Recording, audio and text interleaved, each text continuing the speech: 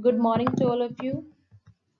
I am Dr. Rashmi, and today I am going to discuss the third unit of BA Final BA third year. और आज का हमारा topic है trends in 20th and 21st century. ये हमारे paper 2 की third unit है। 2 unit में ऑलरेडी आपके साथ डिस्कस कर चुकी हूँ। उससे रिलेटेड वीडियोस भी मैंने अपने चैनल इंग्लिश विद डॉक्टर रश्मि इस चैनल पे मैंने अपलोड कर दिए हैं। अगर वो स्टार्टिंग की 2 यूनिट किसी ने नहीं देखी हैं तो आप वहाँ जाके चैनल से देख सकते हैं। आज का जो हमारा थर्ड यूनिट है ये मैंने 3 पार्ट में डिवाइड करके बनाया है, क्योंकि इसमें काफ़ी सारे प्रकार हैं उपन्यास के और ये पार्ट 1 है। तो आज के इस पार्ट 1 में हम लोग डिस्कस करेंगे Meta fiction, detective fiction and science fiction. तो आप लोग अच्छे से कवर करिए, चीज़ें देखते रहिए, पढ़ते रहिए। तो आइए शुरू करते हैं। The first type is detective novel. Detective यानी जासूसी करना, और जो जासूसी उपन्यास होते हैं उनको हम डिटेक्टिव नॉवल कहते हैं। Detective fiction first appeared in the 1800s just before the industrial revolution. जो डिटेक्टिव फिक्शन है, अगर हम उसकी बिगिनिंग की बात करें तो डिटेक्टिव फिक्शन 1800 के आसपास शुरू हुआ है। इंडस्ट्रियल रेवोल्यूशन इंग्लैंड में शुरू होने से जस्ट बिफोर, उसके जस्ट पहले। Detective novel is a sub genre of mystery literature in which a detective looks into a crime and seeks to identify the culprit. देखिए, जो डिटेक्टिव उपन्यास होता है ये एक सब जॉनर है मिस्ट्री लिटरेचर का, यानी जो रहस्यात्मक जो साहित्य है उसकी ये एक शाखा है, एक टाइप है लिटरेचर, डिटेक्टिव नॉवल, जिसमें एक डिटेक्टिव होता है, यानी एक ऐसा व्यक्ति होता है जो जासूसी करता है, जो चीज़ों को फाइंड आउट करता है, looks into the crime and seeks to identify the culprit, और जो अपराधी है उसकी खोज करता है। जैसे आपने देखा होगा कि कुछ ऐसी बुक्स, मूवीज या फिर नॉवेल्स होते हैं जिसमें कहीं कोई क्राइम हो जाता है, तो उसमें कोई एक पर्सन होता है, मान लीजिए वो एक पुलिस इंस्पेक्टर भी हो सकता है, वो एक डिटेक्टिव भी हो सकता है, प्राइवेट डिटेक्टिव भी हो सकता है, जो उस क्राइम की छानबीन करते हैं और जो असल अपराधी है उसको फिर सामने लाते हैं। जैसे इसमें आप जैसे CID हम लोग आजकल देखते हैं, वो इसका सबसे बेस्ट एग्जाम्पल आप कह सकते हैं। The author frequently invites the reader to solve the mystery with the detective by providing narrative hints. Book में सिर्फ इतना अंतर होता है कि इसमें जो ऑथर है वो रीडर्स को एक के बाद एक हिंट देता चला जाता है, जिससे रीडर्स को ये पता चल जाता है कि हाँ, जो मर्डर है, मान लीजिए स्टार्टिंग में कोई मर्डर हुआ है, चोरी हुई है, कोई भी जो क्राइम हुआ है वो एक्चुअली किसके द्वारा किया गया है। तो यानी author from the beginning to the end of the book, पूरी उसमें नरेशन में वो थोड़े थोड़े हिंट जो है देता हुए चलता है। जैसे अभी तो मैं नहीं कह सकती हूँ, लेकिन लगभग बिफोर 10 to 15 ईयर्स जो डिटेक्टिव नॉवेल्स हैं, फिक्शन है, ये बहुत पॉपुलर था। उस समय लोगों में क्रेज होता था नॉवेल्स, डिटेक्टिव नॉवेल्स पढ़ने का, जिसमें स्टार्टिंग में मान लीजिए कोई मर्डर हो गया है, या फिर कोई मतलब मान लीजिए कोई किसी के घर पे चोरी हो गई है या कुछ भी, तो उसके बाद उस बुक में, पूरी बुक में जब पढ़ते थे तो एक मिस्ट्री ऑल आउट बनी रहती थी। एक लोगों को ये पता ही नहीं चल पाता था कि actually who is the murderer of this murder. लेकिन in the end of the book जो ऑथर है वो आपको इतने हिंट्स देते हुए चलता है कि लास्ट में ये क्लियर हो जाता था कि किसने ये मर्डर किया है। तो ये डिटेक्टिव फिक्शन जो होते हैं, इसमें क्या होता है कि जो भी क्राइम हो जाता है उसके बाद कोई एक पर्सन होता है जो उसकी छानबीन करता है, तथ्यों की खोज करता है, और लास्ट में जो रियल कल्प्रिट है, जो अपराधी है, उसको सामने लाता है। देखिए इसकी अगर हम फर्स्ट मॉडर्न डिटेक्टिव नॉवल की बात करें तो which is notable example is the murders in the Rue mortuary 1841 by Edgar Allan Poe. Edgar Allan Poe जो कि एक अमेरिकन राइटर है, इनका बड़ा फेमस नाम है डिटेक्टिव फिक्शन के क्षेत्र में, क्योंकि डिटेक्टिव नॉवेल्स काफ़ी लिखे हैं इन्होंने, और ये इनका फर्स्ट मॉडर्न डिटेक्टिव नॉवल की कैटेगरी में वर्क आता है, the murders in the Rue mortuary, that was published in 1841।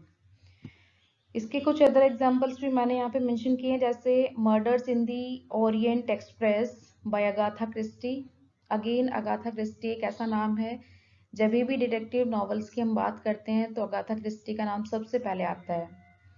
इन्होंने काफ़ी फेमस और पॉपुलर डिटेक्टिव नॉवेल्स लिखे हैं।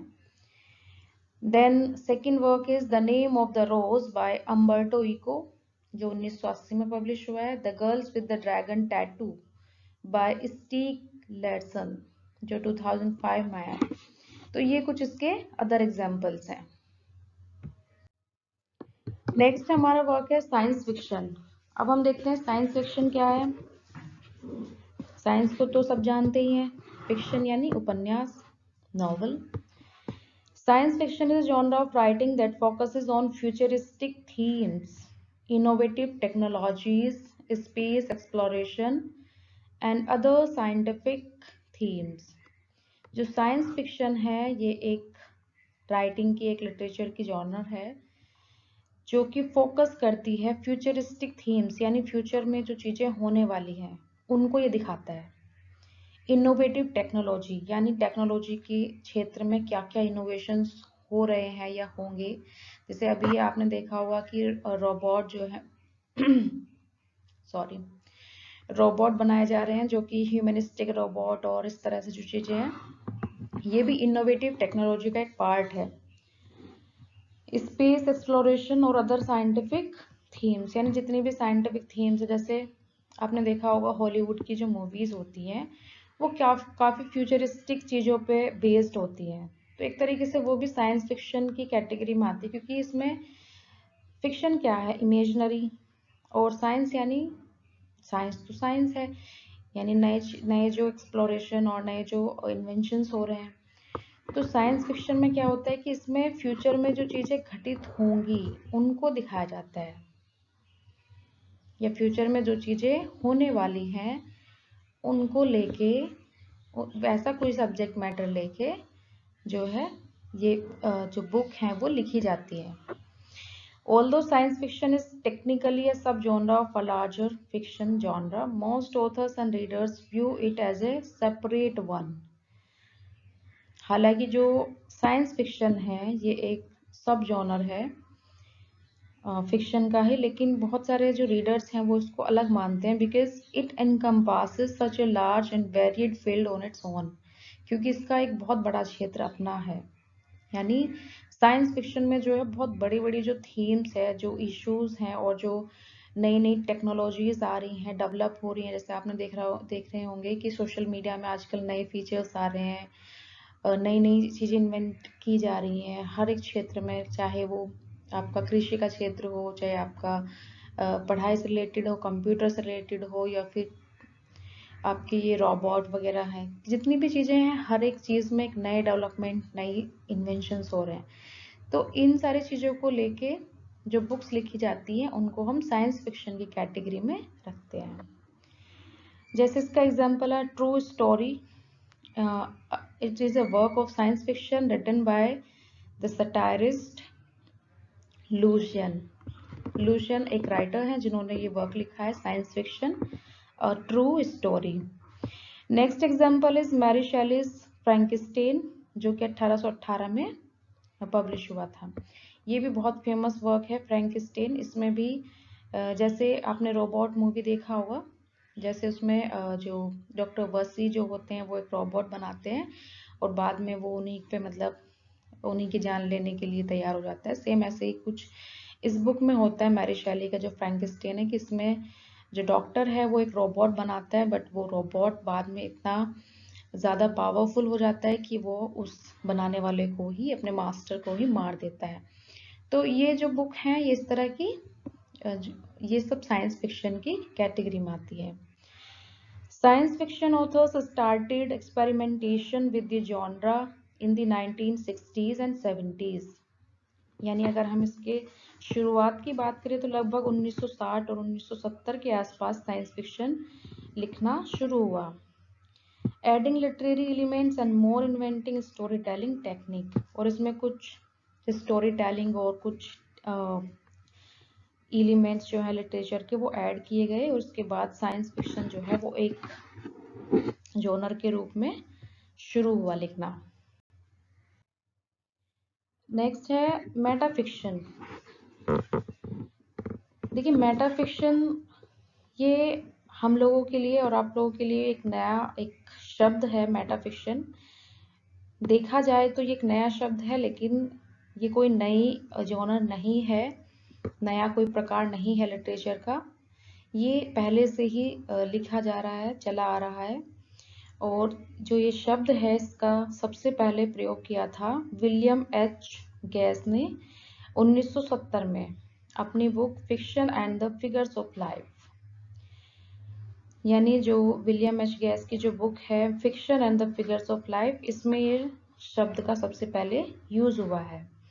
मेटाफिक्शन क्या है? Metafiction is a literary genre, यानी साहित्य का ही एक प्रकार है जिसमें नरेटिव यानी जो कहानीकार है या जो कहानी बता रहा है या कैरेक्टर जो पात्र हैं, they are conscious of the fact, यानी वो इस बात को बहुत अच्छे से जानते हैं that they are a part of the fictional work, कि वो इमेजनरी वर्क जो चल रहा है, जो फिक्शनल वर्क सुनाया जा रहा है, जो भी कहानी सुनाई जा रही है उसका वो एक पार्ट है, एक भाग है, वे उसके पात्र हैं।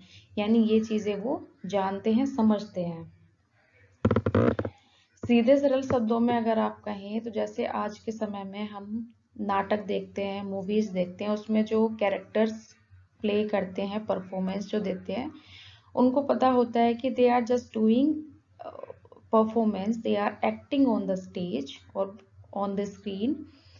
ठीक है, तो ऐसे ही जो ये बुक्स होती है मेटाफिक्शन की, उसमें नरेटर हो या कैरेक्टर हो, वो इस चीज को अच्छे से जानते हैं, समझते हैं कि वो उस फिक्शनल वर्क का एक भाग है।